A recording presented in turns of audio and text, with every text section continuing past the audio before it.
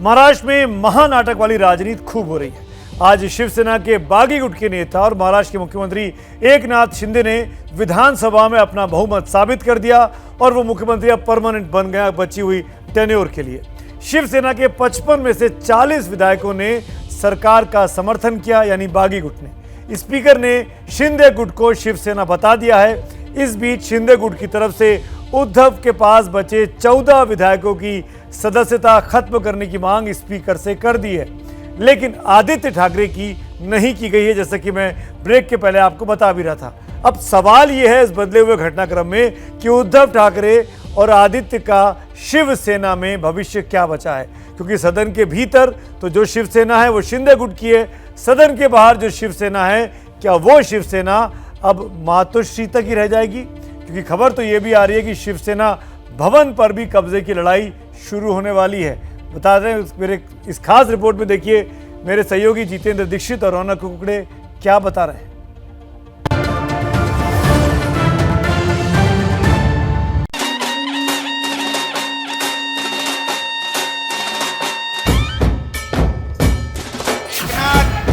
एकनाथ संभाजी शिंदे एक।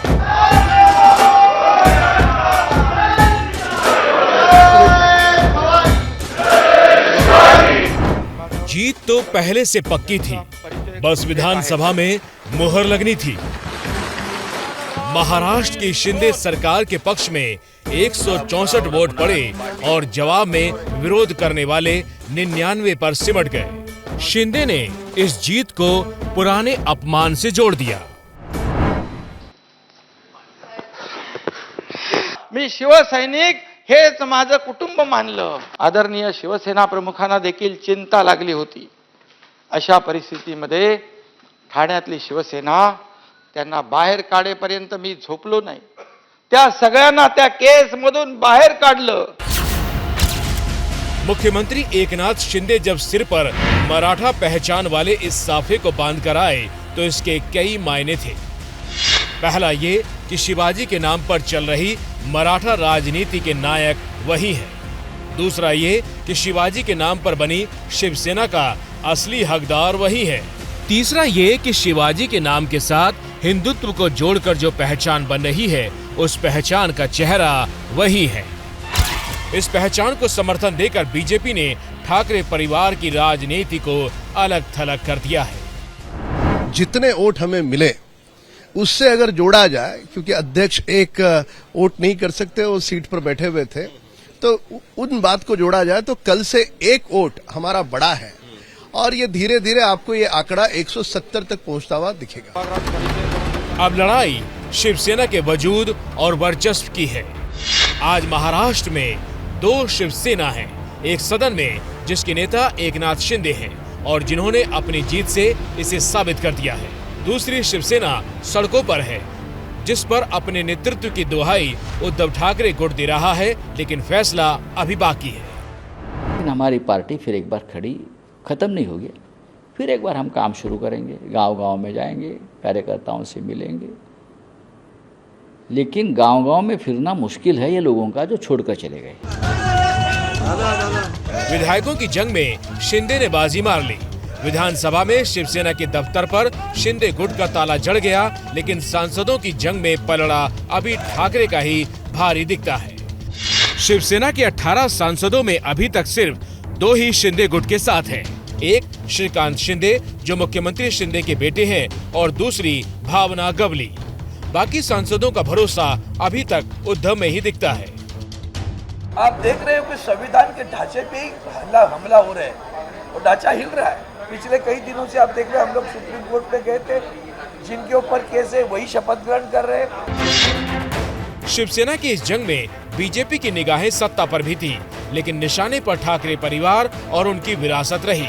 इस बात को आप इस तरह समझिए कि शिवसेना बीजेपी से 14 साल पुरानी पार्टी है।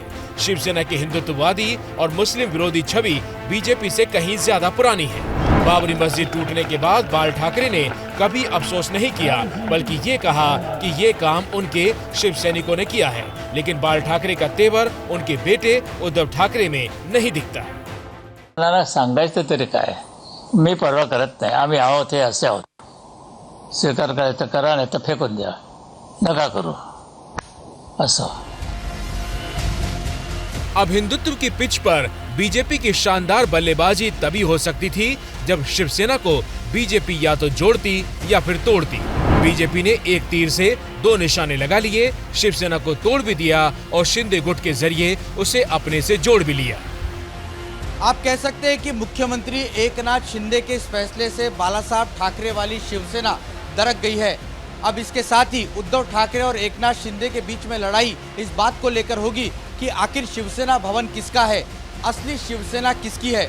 और इस लड़ाई का फैसला और इम्तिहान का नतीजा बीएमसी चुनाव के नतीजों के रूप में आएगा. अगर उद्धव ठाकरे हार जाते हैं तो 26 साल से मिल रही जीत हार जाएगी और साथ ही ठाकरे परिवार की रणनीति. तो कुछ सवाल अपना जवाब मांग रहे हैं. मसलन बाल ठाकरे के पोते और उद्धव के बेटे आदित्य ठाकरे का क्या होगा? पार्टी का नाम ठाकरे या शिंदे गुट में से किसको मिलेगा? पार्टी का निशान तीर धनुष ठाकरे या शिंदे में किसके पास होगा? पार्टी के फंड पर किसका कब्जा होगा? पार्टी के दफ्तर से बाल ठाकरे की विरासत को कौन आगे बढ़ाएगा? अगर सांसदों का खेमा ठाकरे के साथ है और विधायकों का शिंदे के साथ, तो इस हालत में क्या होगा? ये दोनों ग्रुप जो हैं अपनी अपनी डिमांड लेके इलेक्शन कमीशन में जाएंगे, अपना अपना नाम बताएंगे कि हमें कौन सा नाम चाहिए, हमें कौन सा नाम चाहिए, या ओरिजिनल अगर किसी को एक को मिल सकता है तो इलेक्शन कमीशन डिसाइड करेगा. मुंबई में मानसून की बारिश तेज हो चुकी है, लेकिन उससे ज्यादा सियासत की बारिश हो रही है, जिसमें कोई भीग रहा है तो कोई उसका लुत्फ उठा रहा है. मुंबई से रौनक कुकड़े और अंकित गुप्ता के साथ जितेंद्र दीक्षित की रिपोर्ट. और इंडिया चाहता है कि लास्ट में अब बारी है आज के सवाल पर आपके फाइनल जवाबों को बताने की. आज मैंने आपसे पूछा था कि उदयपुर कांड के बाद भी मुस्लिम कट्टरपंथी धमकियां क्यों दे रहे हैं. अभी तक जो जवाब हमारे पास आए हैं वो आपको दिखा देता हूं. 23% कहते हैं नुपुर शर्मा की प्रतिक्रिया में, 55% कहते हैं माहौल देश का बिगाड़ने के लिए, और 22% कहते हैं पाकिस्तान के उकसावे पर ऐसा किया जा रहा है. यानी ज्यादातर लोगों को लगता है कि देश का माहौल बिगाड़ने के लिए इस तरह की कट्टरपंथी आवाजें धमकियां देती हुई सुनाई दे रही हैं.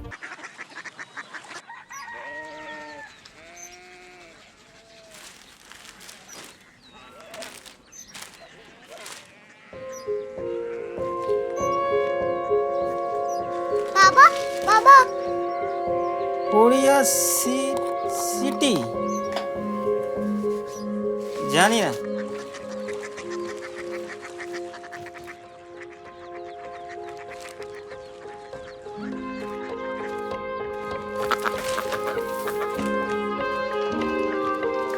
Korea city.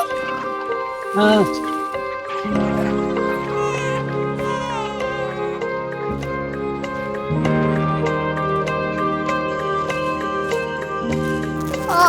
कोरिया सिटी कहाँ पे है? शहर अंग्रेजी लगे हैं.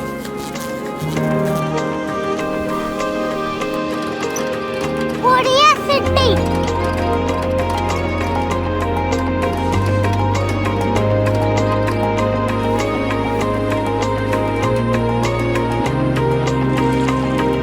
वो बहुत दूर है.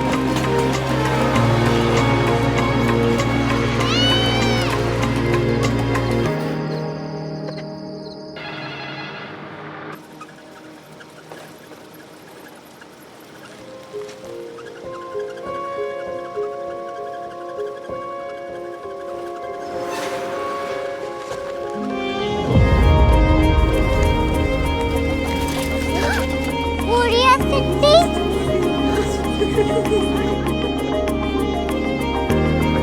दुनिया को कुछ लोग बड़े होते हैं. कोरिया सिटी कहाँ है? प्रोफेसर साहब को पता होगा. हो, ये छोटा वाला ग्लोब लगता है और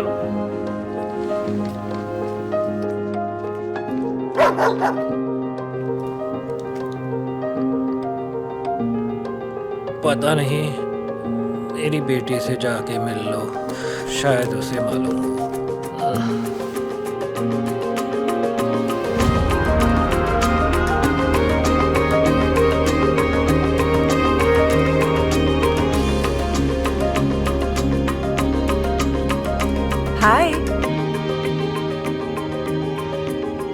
पापा ने भेजा है। Come here. Korea city. Korea city नहीं, क्यूरियोसिटी। वो क्या? That's what brought you here? जो तुम्हें यहाँ तक ले आया। क्यूरियोसिटी।